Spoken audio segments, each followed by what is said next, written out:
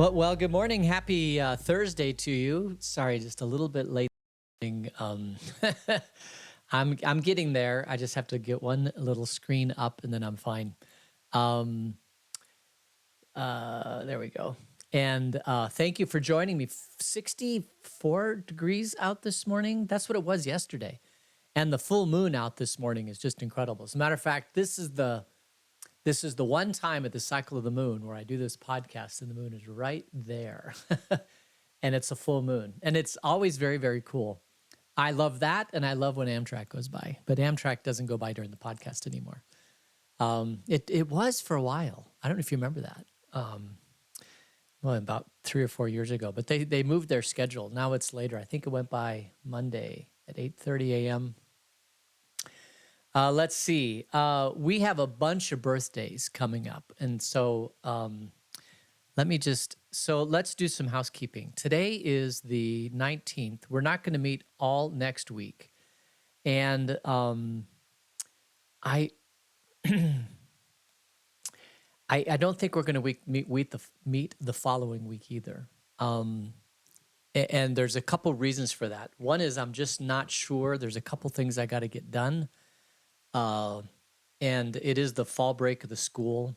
And so we won't get back together again until the 7th after today. And I know that's a long time. But enjoy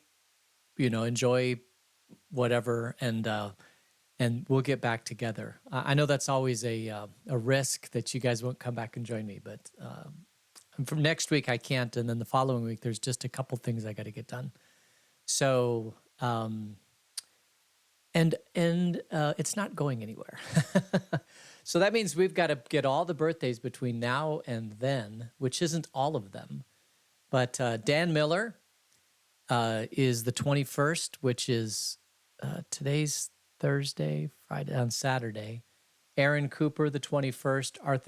Art Delsing, the 21st. Ryan Reller, the 22nd. Haley Barron, the 25th. Ann No, the 27th. Steve Prill, the 27th. Madeline Curley, the 27th. Josh Landy, the 30th. Leah May Tout, September 30th. Beverly Houston, the September 30th. Rebecca Shotwell, October 2nd. Neva, October 2nd. And Lena Dollywall, October 3rd. So that doesn't get us quite to the 7th, but it gets us pretty close. All right. That's October. When I said the smaller numbers, that's in October. Okay. Let's see. And yeah, there you are. Thank you for joining me. So a couple other housekeeping items. My father's funeral is on Saturday, and I've got lots of things to do to prepare for that funeral. And I've got people coming into town, and it's just over the next, today, tomorrow, and Saturday are just going to be nuts for me. And then we'll have family in town on tomorrow. Tomorrow. We've got family coming in tomorrow. Gosh, I'm just lost.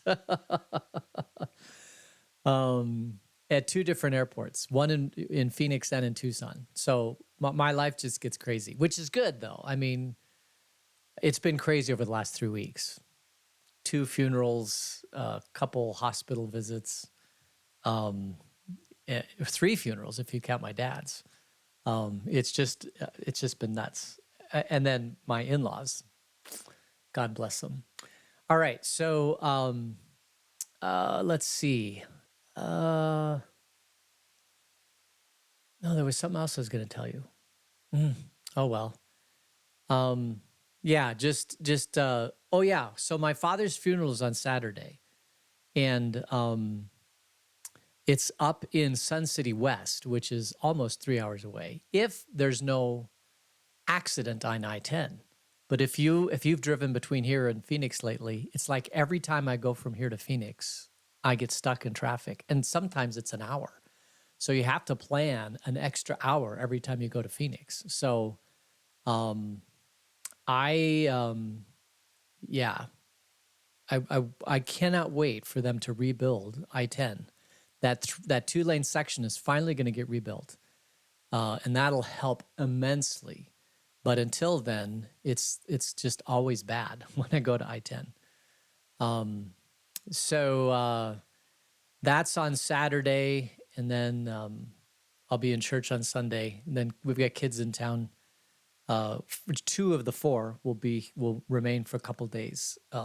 So that's well, 3 days. So I'm happy about that. All right. I don't know. I'm not entirely sure.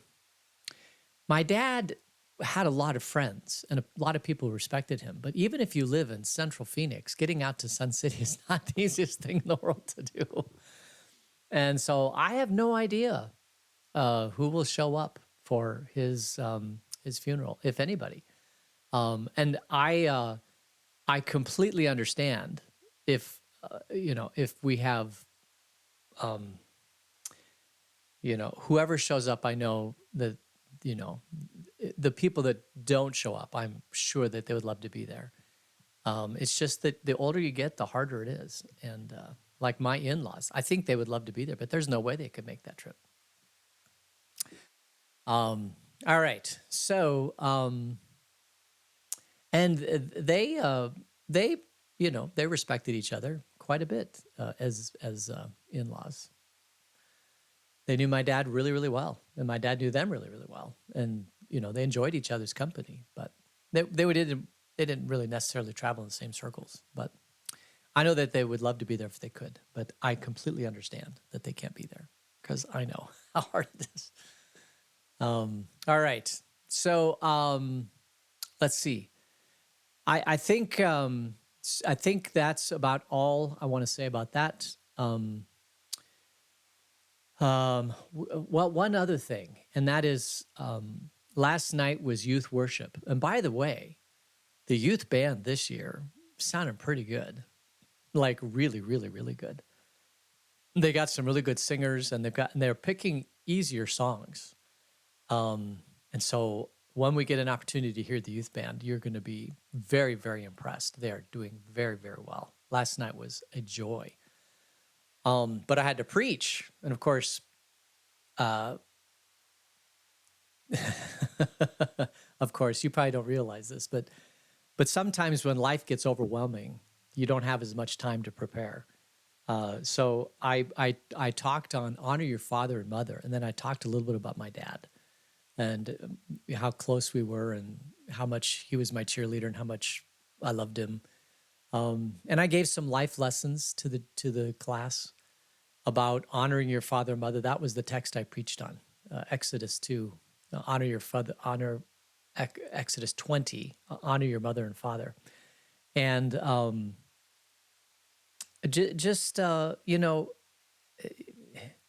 I feel like I don't mean this as self-serving, but I felt like I honored my father. And I've known people that don't. And I talked a little bit about that also. And just the blessing of knowing that I have no regrets. That, I think there are some people that get to the end of their parents' life and they realize that they didn't have a relationship with their parents and how challenging that must be. I don't have that regret at all for my mom or my dad. I've loved him to the end. I honored and respected him to the end. But it's not like I'm perfect, and it's not like my father is perfect, but that we were both cleansed by Jesus and his redemption, and so we'll see each other again.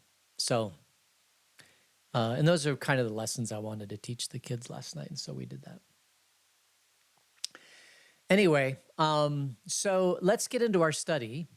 We are in, well, before we get into 2 Kings 13, I said yesterday that I like Joash. It appeared from 2 Kings that Joash was a good guy. As a matter of fact, the table said that he started out good, but he ended up evil. And the commentary said that as long as he was under Jehoiada, he was good, but when he wasn't under Jehoiada, he wasn't good. And I'm like, well, how do you know? But you have to understand there's a separate history of Israel. And they were written at different times. First and Second Kings was one book, and it was written about 100 to 150 years earlier than Chronicles. And so after 150 years, they rewrote the history of Israel, and it's with a different slant and with a different purpose. And it's almost like the Gospels. You have Matthew, Mark, Luke, and John, the same stories, but just different audiences, different purposes, and different times. Well, the same thing's true with Kings and Chronicles. Different time frame, different purpose. So I went and looked to see what Chronicles said about Joash, because I just felt like what I read in 2 Kings wasn't doing him justice. Well, let's go to 2 Chronicles and read about Joash and just see what happened, maybe why he got the rating that he did. So this is the exact same story. If you'll remember, Joash is king of Israel. Jehoiada is the priest. Jehoiada is the son or the father of Zechariah, the prophet Zechariah. I can't remember.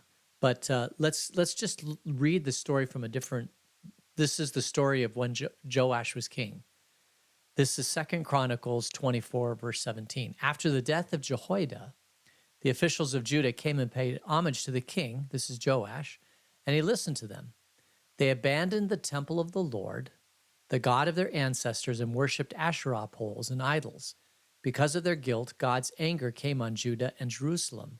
Although the Lord sent prophets to the people to bring them back to him, and though they testified against them, they would not listen. Then the Spirit of God came upon Zechariah, son of Jehoiada, the priest. He stood before the people and said, "This is what the God says. Why do you disobey the Lord's commands? You will not prosper. Because you have forsaken the Lord, he has forsaken you." But they plotted against him, and by order of the king, they stoned him to death in the courtyard of the Lord's temple. King Joash did not remember the kindness Zechariah's father Jehoiada had shown him, but killed his son, who said as he lay dying, "May the Lord see this and call you to account." So Zechariah, the prophet Zechariah that we have in our Bible, is the son of Jehoiada, and he came and prophesied against King Joash. And as he prophesied against King Joash and the officials of Judah that are surrounding Joash, they stoned him. They stoned Zechariah. And so this is why Joash is not considered a good king. He did not stone them, but he allowed it to happen. It happened under his watch. And it says that King Joash did not remember the kindness of Jehoiada, which is true, because when Joash, started out, he cleared out the temple, he cleared out all the things that were bad out of the temple. He tried to, bring the people back to God, but it doesn't say that he said to the people, he used his bully pulpit to say, follow God's word, follow God's law. And that was the problem. He allowed the Baal worship to continue and the Asherah poles to continue, and people love that. People like easy religion. People like, they want to be in God's favor, but they don't want to do the hard work of pleasing God. Is that reminiscent, or is that indicative of where we are today? I mean, faith is something that you develop and build over time, and a love of serving God is not always easy. Sometimes it's hard work, and we don't do it because we want to earn God's favor. We already have God's favor. We do it because we love God, and the joy that comes from following God is immense. And apparently Jehoiada could keep Joash in line, but his son Zechariah was not able to do that. All right. So let's go to chapter 13. Let's see how far we get. We have a few minutes. So we'll put Joash aside, And we'll see who's the next king. Well, Joash was in Judah. I think we're going to hop up to Israel, over to Samaria. In the 23rd year of Joash, son of Ahaziah, king of Judah, Jehoahaz, son of Jehu, became king of Israel in Samaria, and he reigned 17 years. He did evil in the eyes of the Lord by following the sins of Jeroboam, son of Nebat, which he had caused Israel to commit, and he did not turn away from them. So the Lord's anger burned against Israel, and for a long time he kept them under the power of Hazael, king of Aram, and Ben-Hadad, his son.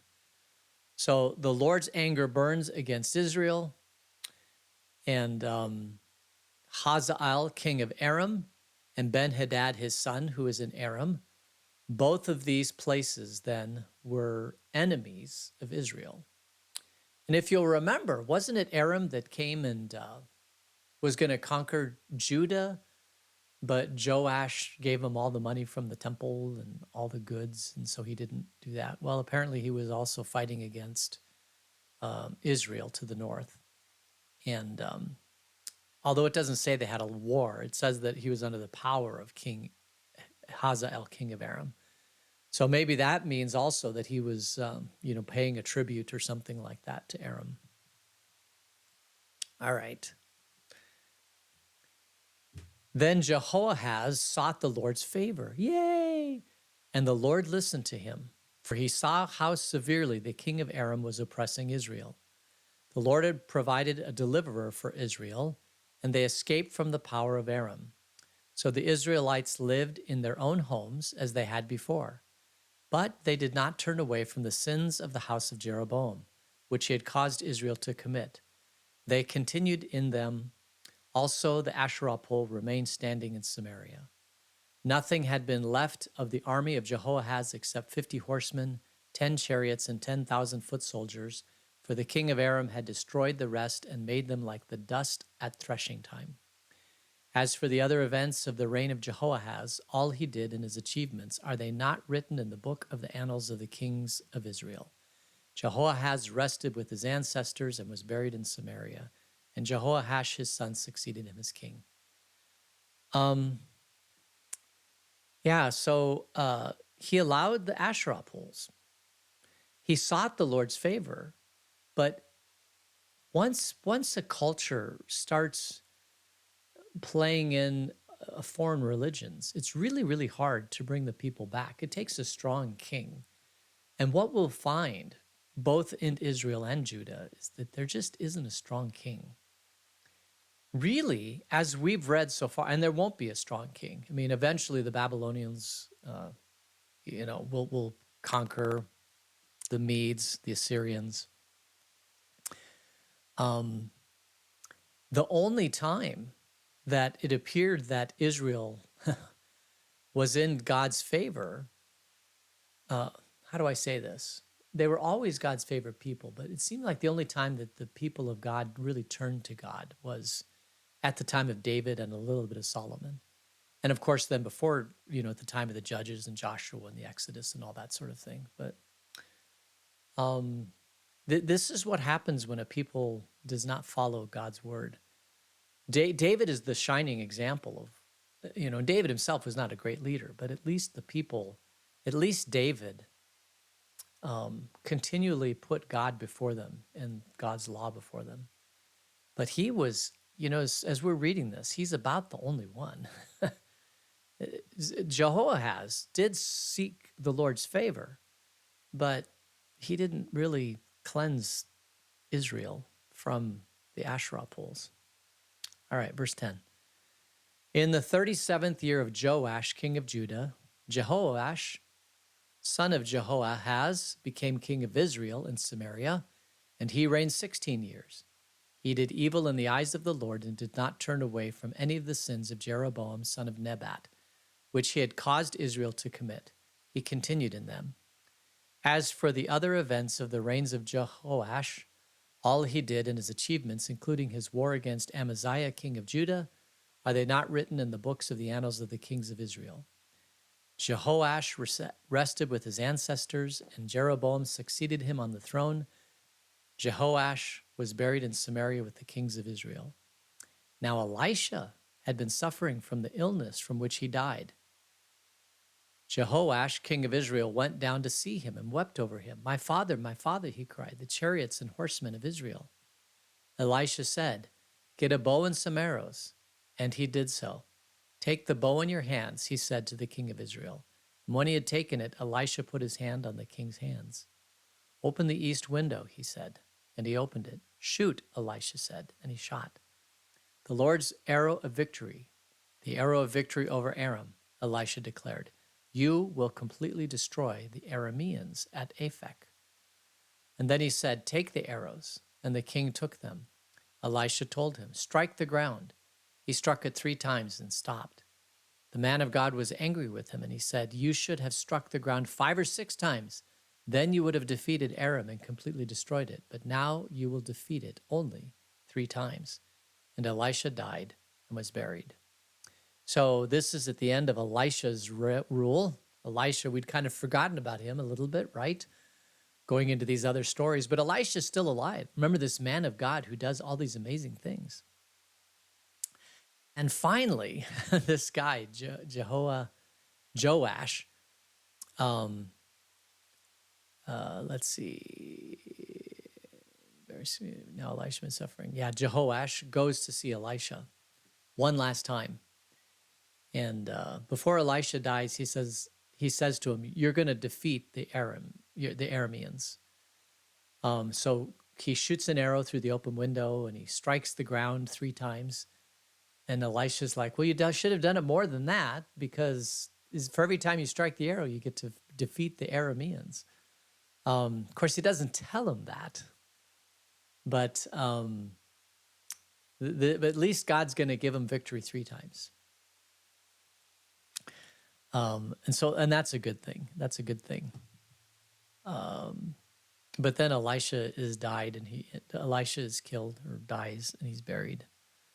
I guess that's probably a good spot to end. Well, maybe not. We'll finish the chapter. Verse 20 again. Now Moabite raiders used to enter the country every spring. Once, while some Israelites were burying a man, suddenly they saw a band of raiders. So they threw the man's body into Elisha's tomb. When the body touched Elisha's bones, the man came to life and stood up on his feet. Ha! Even when Elisha's dead, he's raising people from the dead. Wow. Hazael, king of Aram, oppressed Israel through the reign of Jehoahaz, but the Lord was gracious to them and had compassion and showed concern for them because of the covenant with Abraham, Isaac, and Jacob. To this day, he has been unwilling to destroy them or banish them from his presence. Hazael, king of Aram, died, and Ben-Hadad, his son, succeeded him as king.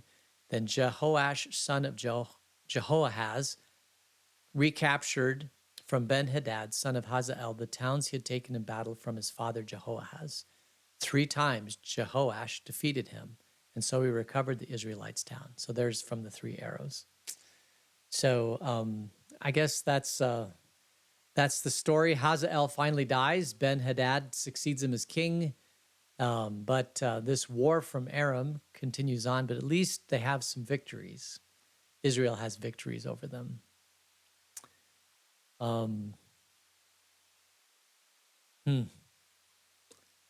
Pretty amazing, these stories. We're not getting the full story, right? Because a lot of these are written in other annals. The purpose of this story is to talk about, it's not to talk about the kings and their victories and their wars, what we'd call the left-handed kingdom.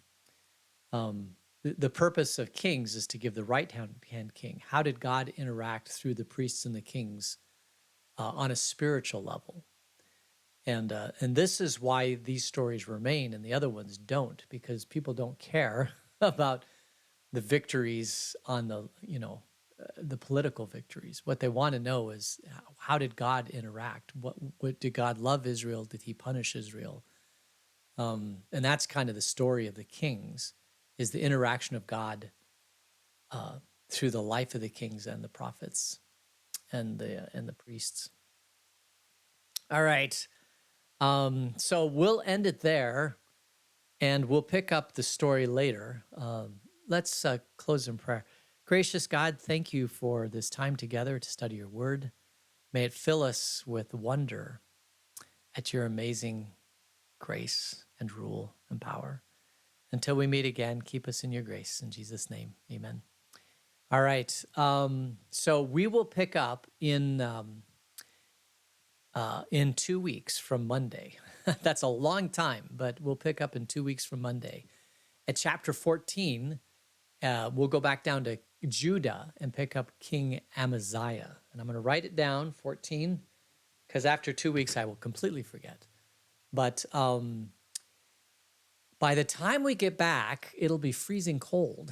And this light that I have in the morning is going to be gone. So I'll have to turn on my other lights. I've got lights here that go on in the wintertime, so we still can see each other. I pray that you, I pray that you have a great couple weeks. Enjoy it. I know I will. And I think that's about it. So thanks for joining me. Let's see, we got anything over here? Yeah. Oh, yeah. Well, it was really a couple comments about hearing what I said about my dad. Yeah. It is. Yeah. I don't honestly know if the kids enjoyed it or not. It wasn't really for them. I mean, it was for them, but I just wanted to give them some life lessons about at some point their parents will die, so maintain that relationship. That's what I wanted to tell them, so that's what I told them. I had a friend who did not maintain the relationship with her father, and he died, and it didn't go well for her. It really didn't. So just be fastidious in those sort of things. All right, I'm gonna close off, and I pray that you have a great day. We'll see you in a few weeks. All right, take care. Bye.